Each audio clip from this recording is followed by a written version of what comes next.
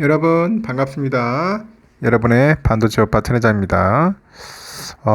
덥네요. 토요일인데 토요일 아침부터 땀 흘리면서 지금 영상을 올리고 있습니다. 에어컨을 켜지 않았더니 벌써 방해 온도가 거의 한 31도에서 32도 왔다리 갔다리 하고 있습니다. 상당히 덥네요.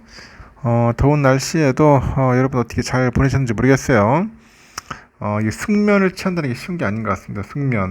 숙면을 취하는 게 쉬운 게 아닌데 한번 없어도 한번 버틸만 하고 또 있어도 또 버틸만 하고 그래도 뭐 있는 게 낫겠죠. 뭐 에어컨 같은 게 있으면 좋은데 없는 분들은 어떻게 살 건지 상당히 궁금해집니다. 예전에 저도 없이 살았거든요. 없이 살다 보니까 버텨왔는데 올해는 더욱더 그 무더위를 한번 제대로 느껴보는 것 같습니다. 하여튼 시원한 물 한 잔 마시고 또 하루를 시작해야 할 것 같습니다.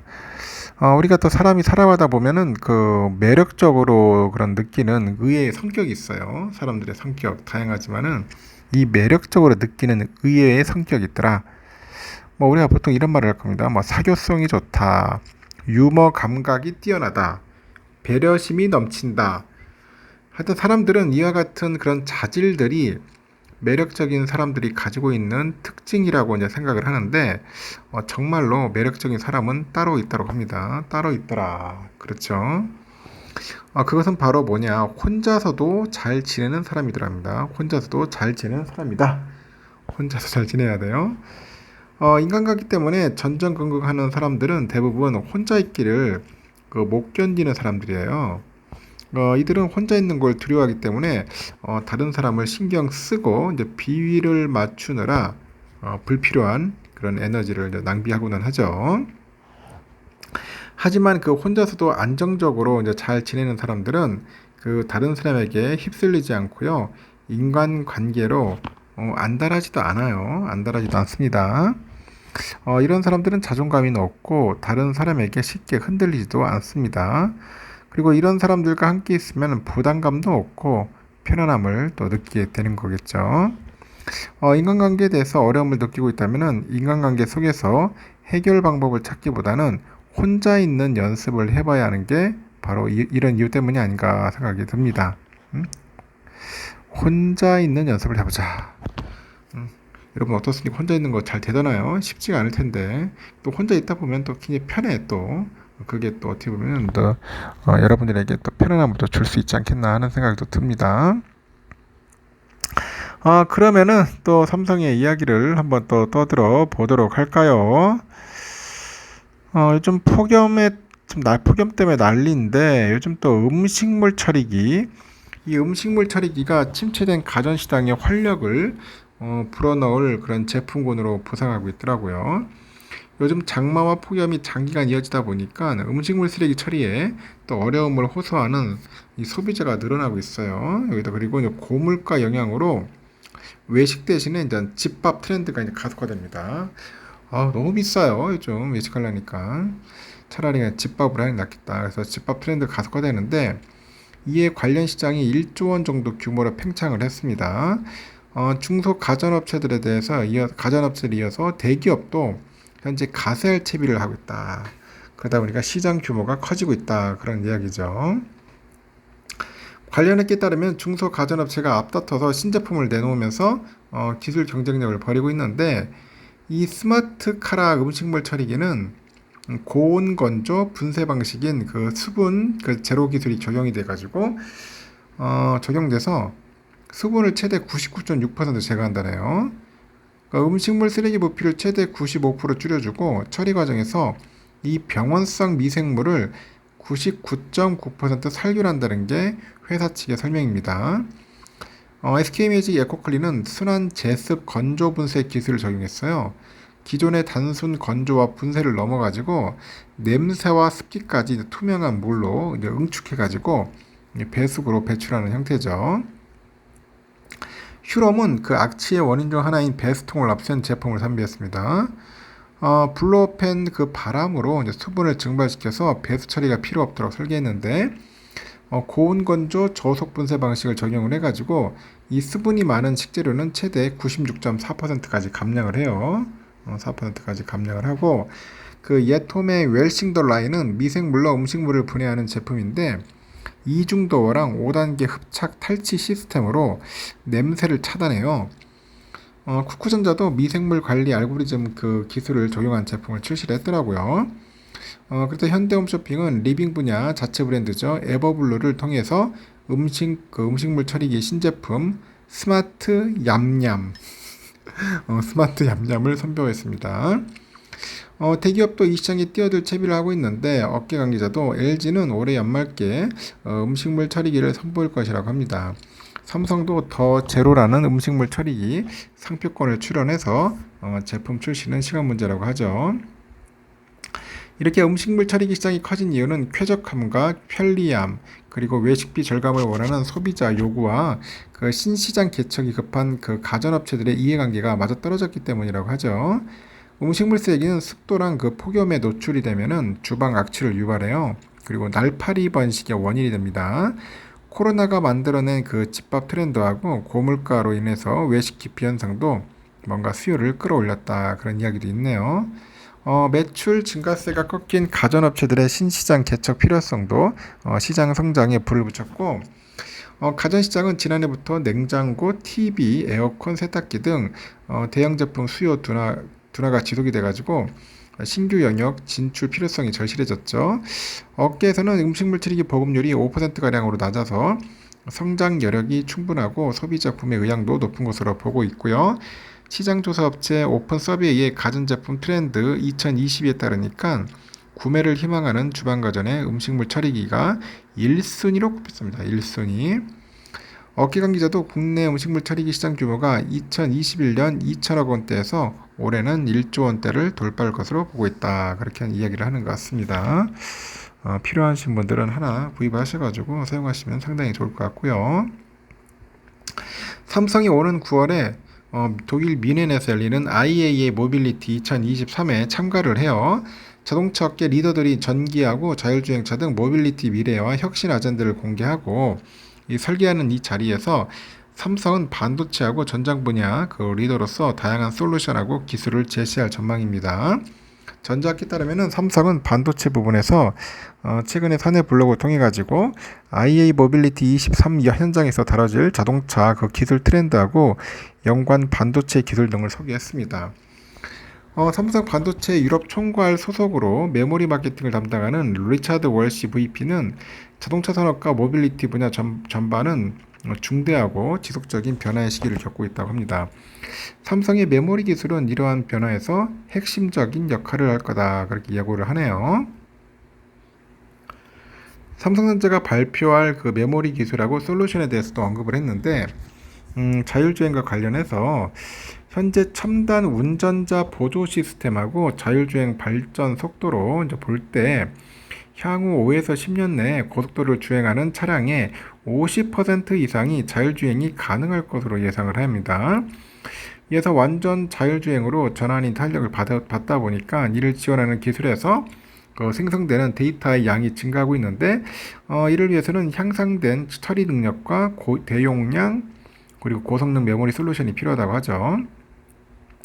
또 영화와 게임, 화상회의에 이르기까지 자동차는 이제 바퀴 달린 서버가 돼가지고 앞으로 현재 우리가 상상할 수 없는 그런 다양한 애플리케이션을 사용할 수 있게 될 것이라고 전망을 합니다. 현재 중앙 집중형 컴퓨팅도 이제 그 업계의 주요 이슈가 될 전망이에요. 차량 컴퓨팅이 더 복잡해짐에 따라서 이제 제조업체는 가능한 시스템을 단순화하고 간소화할 것으로 예상을 하는데 개별 제어 장치의 그 수를 대폭 줄이고요. 영역별 제어 장치를 늘리는 한편 CPU의 기능을 중앙 집중해가지고 적은 수의 장치에 많은 양의 메모리를 통합할 수 있게 될 거라고 밝혔습니다. 이에 따라서 앞으로는 자동차에다 SSD 같은 고성능 메모리 장치가 더욱 광범위하게 적용될 전망이에요. 그동안 SSD는 PC하고 이 서버 같은 컴퓨터 제품이 주로 사용되는데 높은 메모리 성능이 필요하지 않았던 자동차는 거의 사용되지는 않았어요. 차량과 사물 간 통신, 그리고 VTX도 삼성전자가 주목하는 분야인데 ADAS를 지원하는 자율주행 차량이 점점 늘어남에 따라서 차량 간 통신도 크게 증가할 것 같고요. 이 과정에서 데이터 연결이 매우 중요해졌죠. 보다 안전하고 효율적인 주행을 가능하게 하는 5G 기술이 핵심이 될 것 같습니다. 이렇게 삼성전자 반도체 유럽 총괄의 시스템 LSI 마케팅을 담당하는 옌스 카베그 VP가 향후 12월 동안 우리에게 영향을 미칠 트렌드로는 디스플레이와 이동 중 그 경험을 꼽았어요. 디스플레이, 이동 중 경험 두 가지를 뽑았는데 이 차량의 디지털화로 운전이 하는 것에서 경험하는 것으로 바뀌고 있다는 거죠. 가장 대표적인 예가 엔터테인먼트하고 통신 그리고 기타 고급 기능을 통합을 해가지고 승객한테 원활하고 몰입감 있는 경험을 제공하는 그런 차량용 엔터테인먼트 시스템입니다. 그래서 VP는 그 운전자하고 승객과의 상호작용이 증가하고 궁극적으로 더 많은 고성능 디스플레이를 활용하게 될 거라고 합니다. 안전한 주행을 위한 센서 기술도 더욱 중요해질 것 같고요. 차량 외부뿐 아니라 차량 내부에서도 센서가 곳곳에 장착되어 있는데 올해 전시에서 차량뿐 아니라 운전자 자신을 모니터링 하는데 그 사용되는 내부 안전 센서에 대한 관심이 높아질 거래요. 구체적으로 눈 깜빡임 속도랑 같은 신체 활동을 추적을 해가지고 AI 알고리즘하고 결합된 그 내부 센서가 운전자의 피곤을 감지해요. 그리고 졸음운전을 할 경우 주의 또는 안전 경고 메시지를 전달하는 등 이런 센서 기반 시스템이 점차 필수적인 안전 기능으로 이제 자리 잡게 될 것이다. 그런 이야기를 하는 것 같습니다. 아주 중요한 그런 것 같아요. 보니까 반도체 참. 요즘 삼성이 또 갤럭시 Z 플립 5랑 이 폴드 5 출시를 앞두고 전 세계 6개국 7개 도시에서 갤럭시의 익스피리언스 스페이스를 열었다고 합니다. 삼성은 지난달 26일 갤럭시 건팩 이후에 서울 성북구 성수동하고 부산의 수영구 광안리, 미국 뉴욕, 프랑스 파리, 태국 방콕, 독일 베를린, 아랍에미리트, 두바이 등의 신제품 체험관을 운영하는 겁니다. 약 3주간 운영되는 각 도시의 그 갤럭시 익스피리언스의 스페이스가 갤럭시 오픈마켓을 주제로 해서 카메라, 게임, 멀티태스킹 등 다양한 모바일 경험을 구매할 수 있는 쇼핑몰 컨셉으로 꾸며져요. 삼성은 국내의 경우 오는 20일까지 체험 공간을 운영할 계획입니다. 그래서 관심 있는 분들은 한번 가보셔서 한번 경험을 한번 쌓아보시기 바랍니다. 익스피리언스니까, 체험관이니까 아주 좋은 경험이 되지 않을까 생각이 들어요. 그리고요, 또 보니까 삼성이 이제 국가보안시설에서 근무하는 그 반도체 부문의 직원들을 대상으로 이제 퇴근길에 이제 스마트폰을 이제 검사를 해가지고 논란이 일고 있다, 뭐 그런 이야기던데, 이제 삼성전자 반도체 사업장은 지난달 31일하고 이달 1일 이틀간 사내 보안 조치 강화를 이유로 직원들을 대상으로 무작위로 스마트폰을 검사하는 이른바 랜덤 샘플링을 실시했어요. 스마트폰 검사는 30분 이상 진행됐고 이에 일부 직원들은 해당 검사를 받느라 다음 일정에 차질을 빚기도 했다는데 삼성전자 반도체 사업장은 문서의 그 외부 반출과 스마트폰을 통한 정보 반출이 원천적으로 불가합니다.